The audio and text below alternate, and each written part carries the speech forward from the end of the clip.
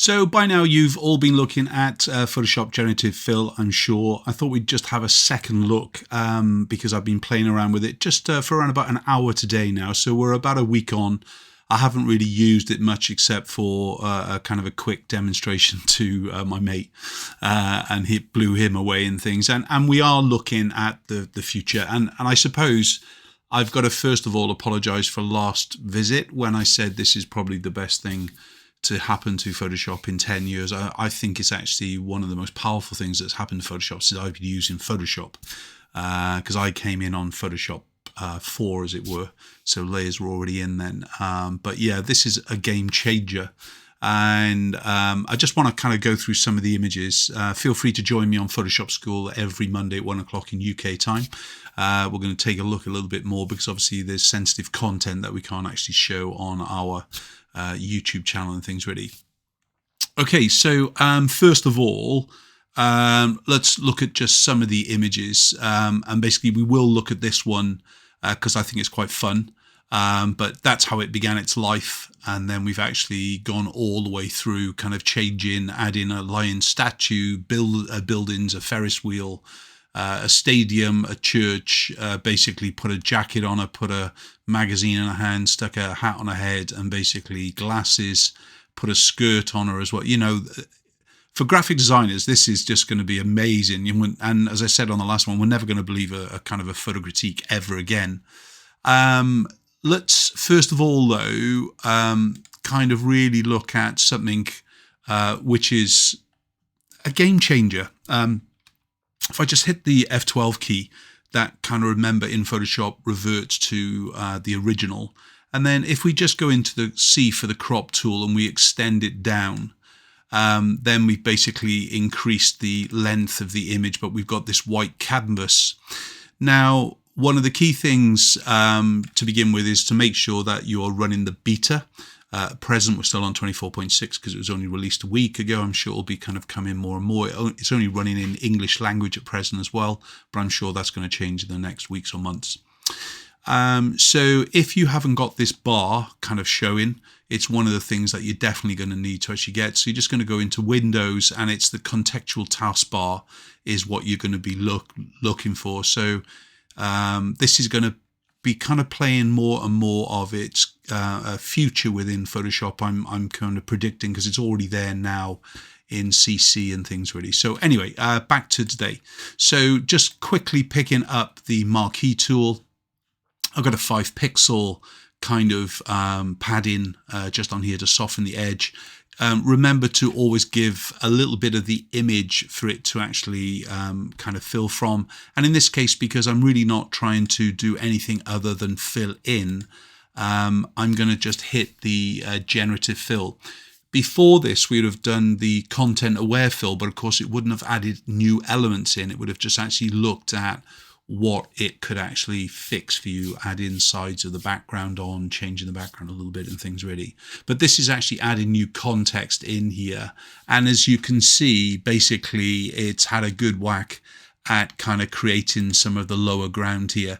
If you want to just see some alternatives, hit it again, and basically it will regenerate it again for you, and you should be able to actually see what's going on.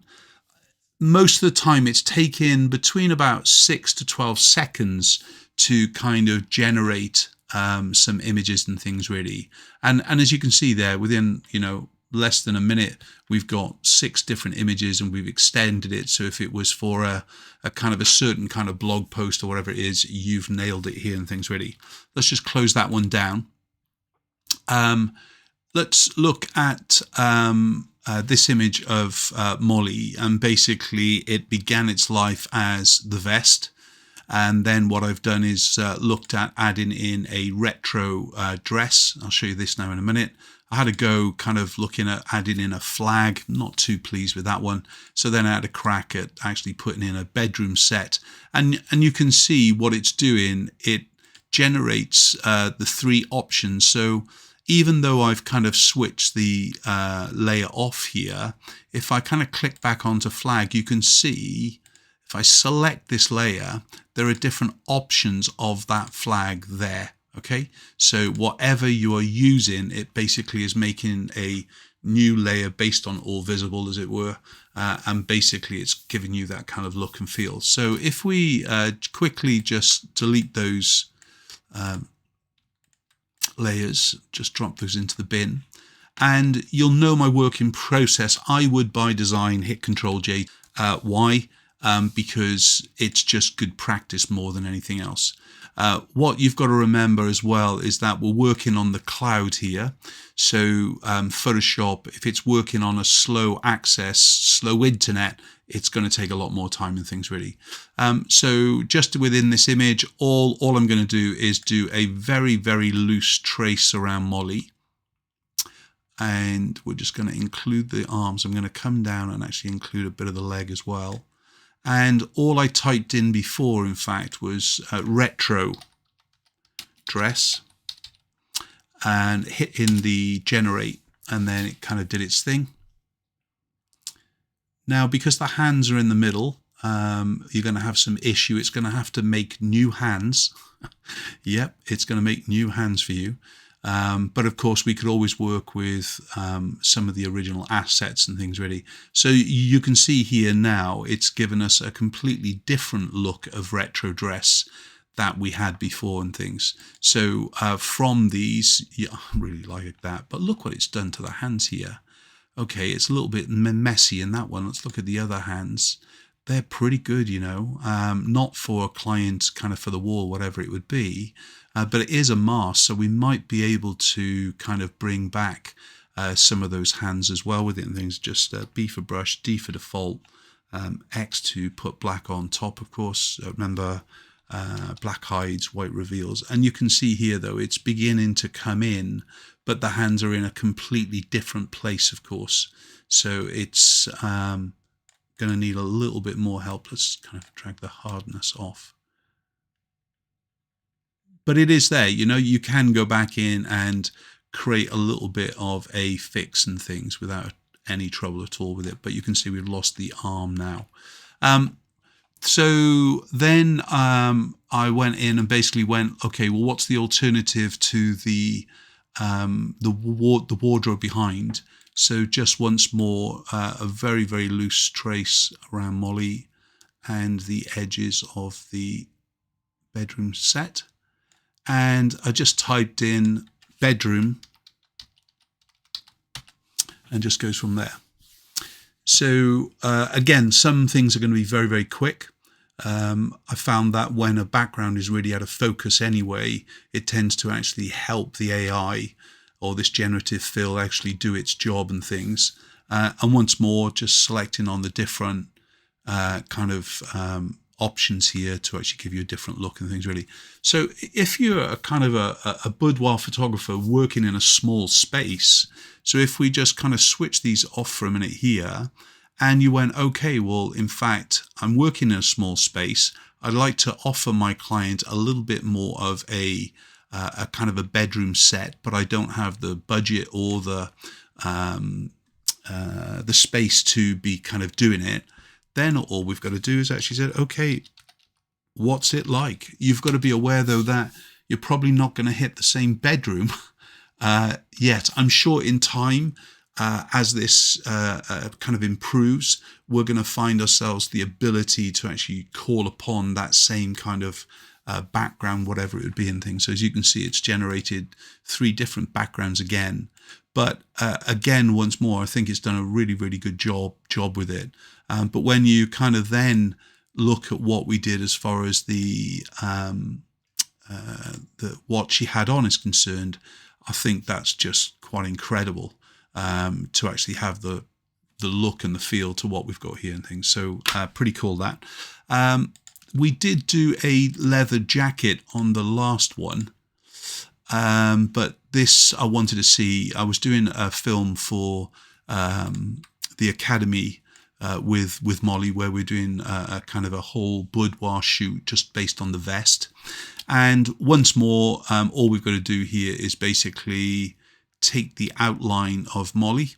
And if we wanted to change the vest alone to a different type of red vest, then it's pretty much going to do its job. I'm not sure if it's going to include the arms. I've kind of included some of the arm. Remember, you can be very, very loose in the selection. That's a really good thing. But you can also then change the whole look. Come on. It's so fast, but I am kind of waiting for things to happen, especially when we're making a bit of content fill. So, but look, it's done its job. Amazing, in fact. There's a little bit of kind of work to do here on the flesh. But that's pretty amazing. That is amazing. Amazing. No, seriously, amazing. And that's why I said I do have to really kind of apologize. There are these all weird arm kind of things going on, yeah. But that's the easiest and the best of the best out of them all and things really. If we did that same thing again, but this time we just put it there and we went straight across and we go into now leather jacket.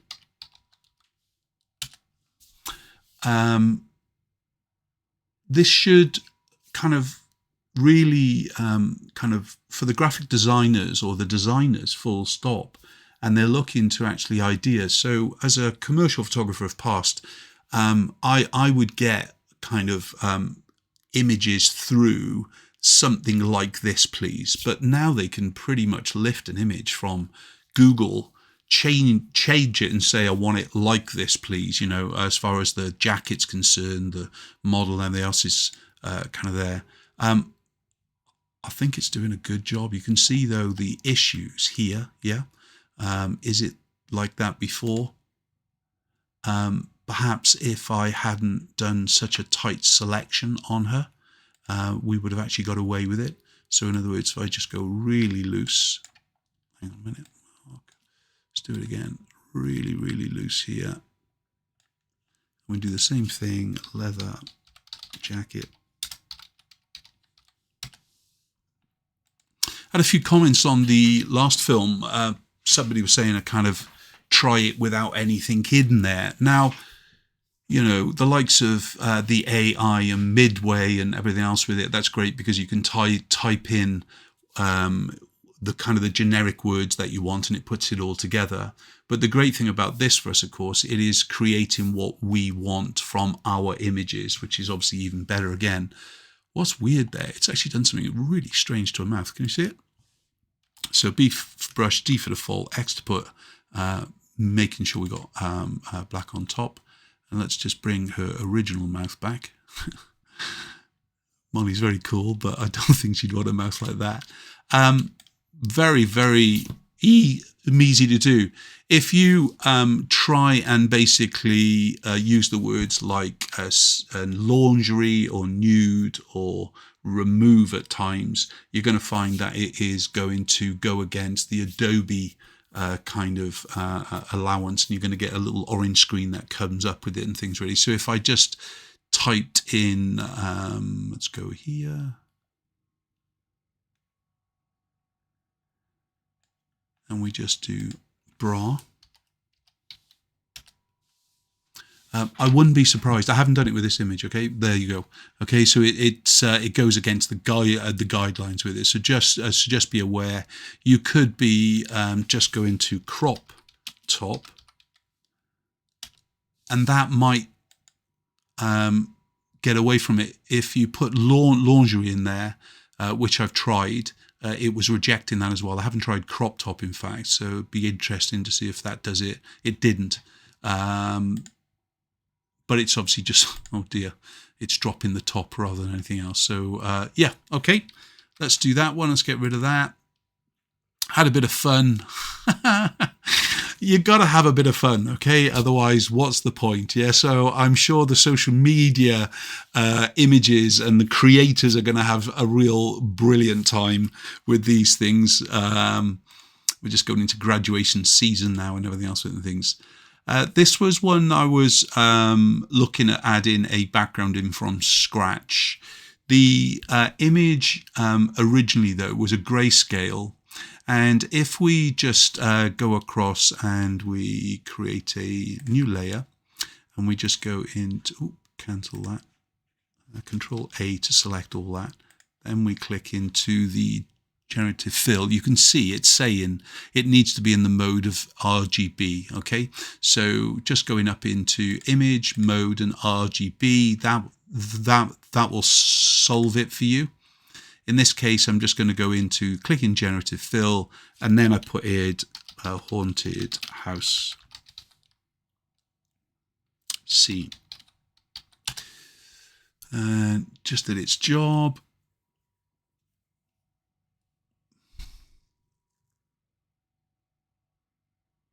This is a bit like Polaroids years ago, where we used to have, like, 100 1.5 minute Polaroid jokes with a commercial client. That's what it feels like to me anyway, kind of thing with it. Okay, so that's pretty cool. Let's now select the subject, of course.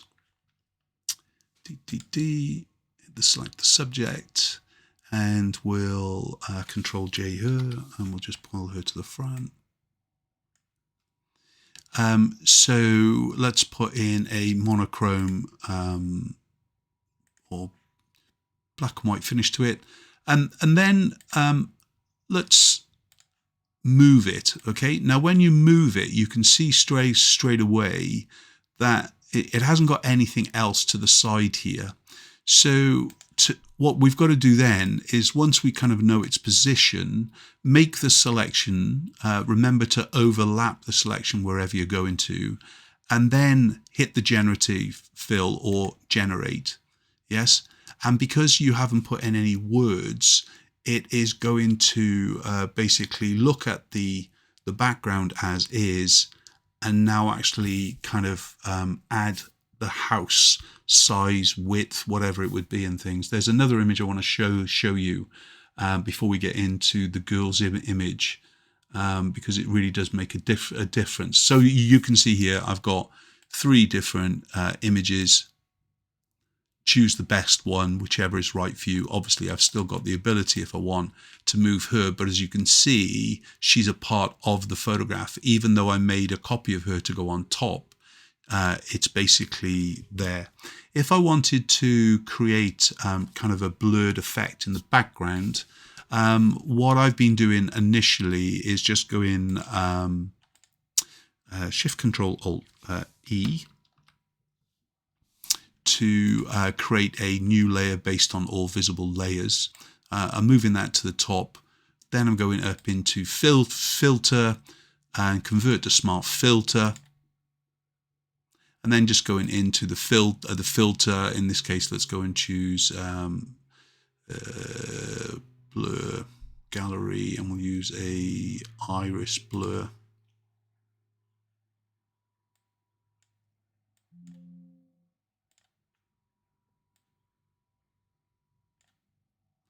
Make it a little bit thinner, just onto her. There we go, pressing OK. And last week when we did the first film on this, we were talking about this is a beta, but I'm going to speak out loud, but this beta haven't crashed on me at all yet.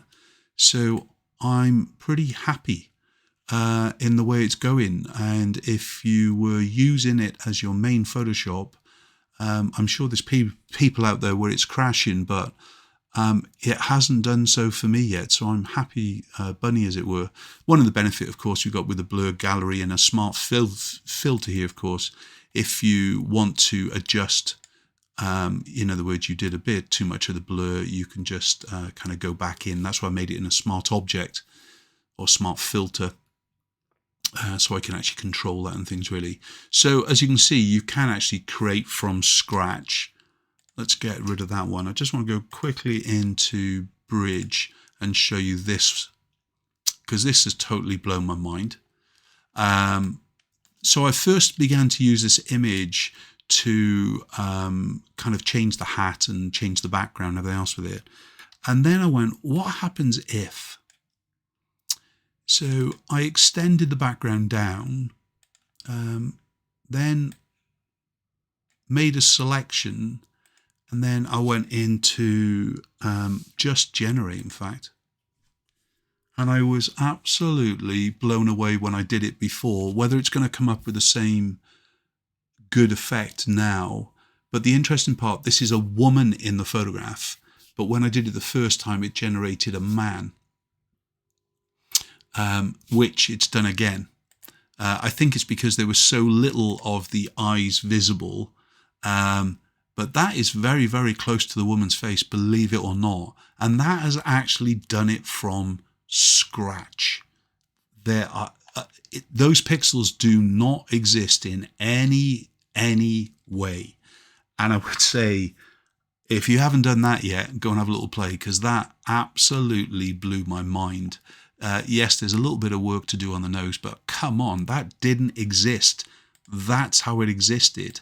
And well done, you boys and girls at Adobe. You've done something very, very clever. Right, so let's just finish off with a real play with this image, okay? So let's first of all throw away the group, and this is where we kind of are working on to begin with.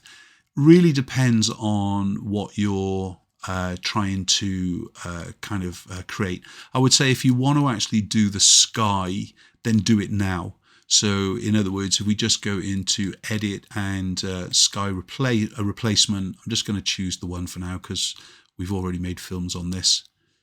Once it's kind of acknowledged it, we'll just press OK. Today would be good, please. There we go. We're just going to press OK with it. And let's make this black and white as well for a minute. Black and white. Okay. The one thing though I will do is give it more of a polarizing effect. Whiten those clouds a little bit. Darken those blues a touch. Darken the cyans as well. There we go. Right. So there's our kind of base image. Let's go Shift Control Alt E to make a new layer, and it's on this layer we're going to work on it. So the first thing that I did is just made a loose selection around the girl's shorts here, and I just put in skirt.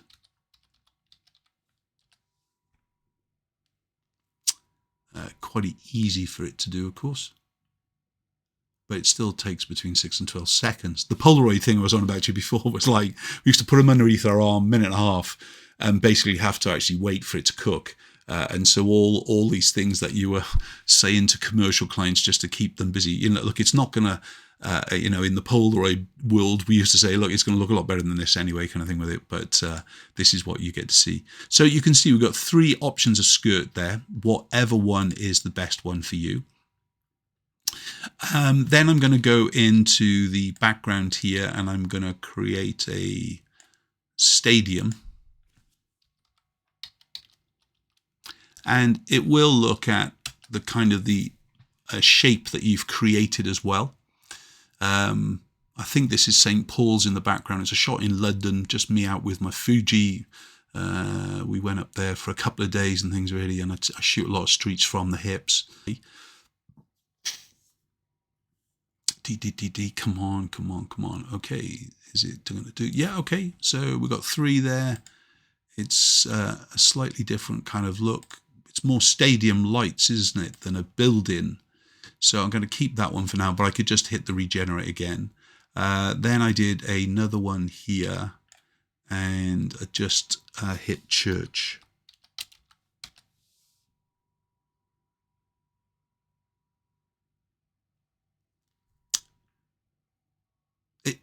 It totally is blowing my mind, honestly. Let's choose a church. There we go. Looks a lot better as well. Let's do a very big building here. Building.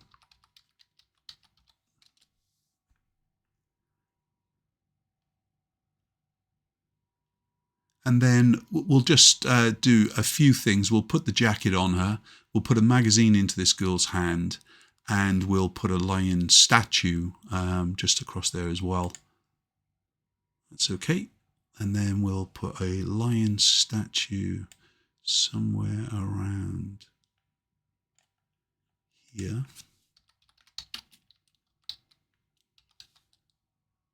I did play around with a door image in Venice, and I put some gargoyles in front of the doors if they were guarding the entrance and everything else with it and things, really playing around with the architecture. You know, what I love about this, if you look at it, you're going to look at that building in the background and go, well, it's not straight, Mark. Yeah, but look at my image. My image is not straight. The one on the left-hand side where it is straighter. Everything else, basically, the generative fill is looking at the angle and how it's working and things, really. That is not what I wanted. Neither is that. Neither is that. So, lion, I completely spelt statue wrong. Let's put in the word stone as well as it. See if that works. Generate it. Not sure if you remember how great that stone statue was before that generated itself the first time. Whereas that image is very cartoony. Lion's butt. Sorry.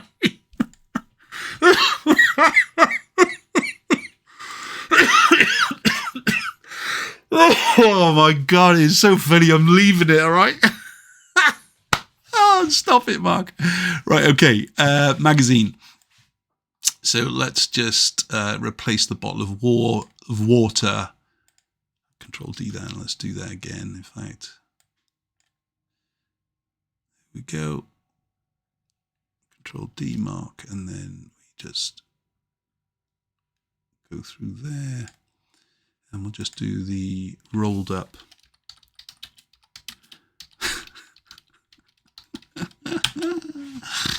Oh, that's so funny. It's so funny. Sorry. I wonder if they did that one because the other people are walking away in the background. Oh, wow. Look at that magazine rolled up there. Oh, my God. It's amazing. Hardly anything to correct with that one. And let's finally finish off this one before we go and colorize it. D, and just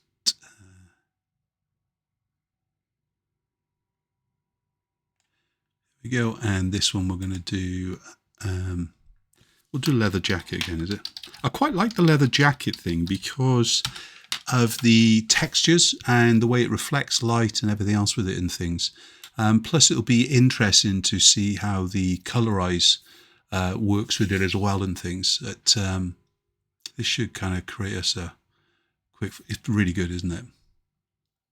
I'm sure there's some issues around by the hands and the arms or whatever it would be, but so far that's better. And that's pretty good as well. Yeah, let's leave that one on. I did put a hat on this girl before. So if I just go ahead and I make a here and we go wool hat. I only put the texture, the name wool in there for texture. We could have given it a color as well, but of course it doesn't matter because we're working in black and white and we're going to colorize this in a minute. In fact, it's done a very, very similar one that I did before, in fact, so I'm going to keep that one there. That's pretty good. Right, so what else? Let's colorize it. So Shift Control Alt E, make a new layer based on all visible layers. Let's just stick this lot straight into a folder in many ways. So we're working on the top layer. Let's just duplicate it again just for the hell of it. And we're going to go into filter, neural filters. And remember, we're working in the beta, so I have downloaded the color colorize image as well with it and things, really. So it's here. If you haven't got it, you need to download it anyway. Okay, so you just click on the download to actually do it. But if I click on this, there we go. It's already done. There we go. It's just done it for us. even our little lion, and we're just going to press OK, and we're just going to put in a new layer masked. I'm going to press OK. But remember, if you haven't used this, this is already available in Photoshop. But remember, this image was a black and white image before we began the polarization kind of look and feel to the photograph as well, in that blue sky. That was why I made the clouds a little bit whiter to begin with. But it's done a pretty awesome job. And you know, I said that Photoshop hasn't crashed. Oh, I thought it just crashed. It's done a pretty good job. Look at that. From nothing in there at all, it's done a great job. A little kind of couple of things to actually do through here. But otherwise, that's our second look at the likes of the generative fill in Photoshop. Remember, the only thing really to do is to make sure that you've downloaded the beta version, which you do from your Creative Cloud apps. And then just go and grab yourself an image of any kind. Did I have, oh, this is the other shot here. Then you want this bar to be visible. It is visible by default, but if it's not, go up into Windows and then click onto the contextual taskbar. Okay, I'm just going to shut that off there, and we'll just go then crop it. We'll extend this image. I foresee that this is probably the most common thing that I'm going to be using it for. Not to kind of add too much within the image like we just saw, but really kind of doing those little things that would take us a long time. You know, if I photographed, you know, texture on a wall and I wanted it bigger or wider, whatever it would be, then it could be the first point of call. Look, those pixels did not exist. It's put a guy at a table with glasses. It's added his body in. It's done an awesome job in everything that's going on here. If we see the option 2, it's got another person here, another chair, briefcase and things.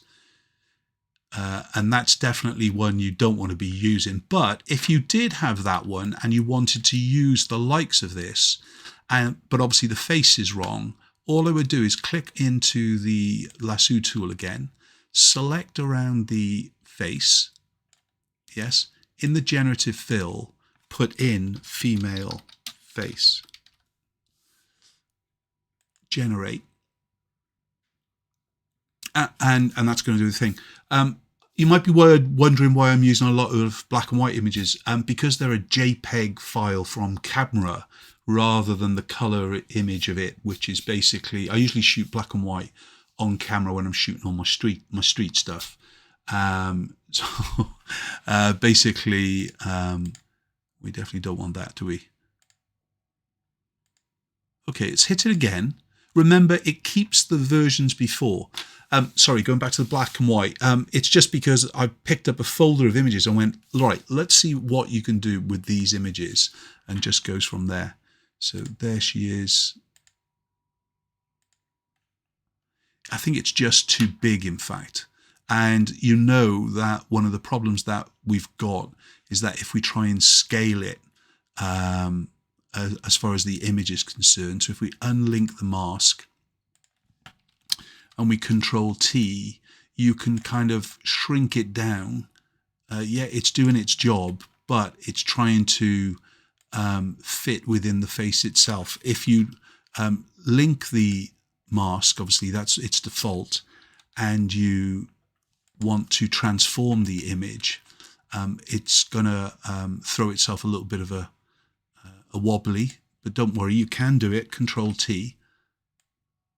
But of course what it's not really doing is add in all the skin tone around or whatever it is. So in that case, do we switch that one off, and then we actually go and just do a whole new head?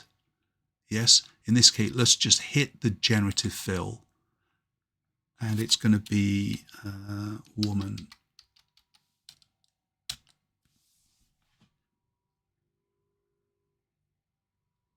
I think it knows that it's a face. I left the word face out here, but I think it knows it's a face. And it's going to deliver. Okay, there you go. So not as good, but that's the closest to a real human being that we've got in the image there, without a doubt, and things really. Anyway, we could play with this for hours and hours and hours, and I'm sure you have already. I've been hearing some of my people on the Photographer Academy kind of losing an evening's sleep because it was just a bit like a drug and they couldn't stop putting it down and things really. But don't stop being photographers. This is the next level. It's great for graphic designers, great for kind of compositing, great for actually giving you ideas, looking at what you could be doing. But please, please, please, please, please do not stop being a photographer. See you next time. Bye-bye.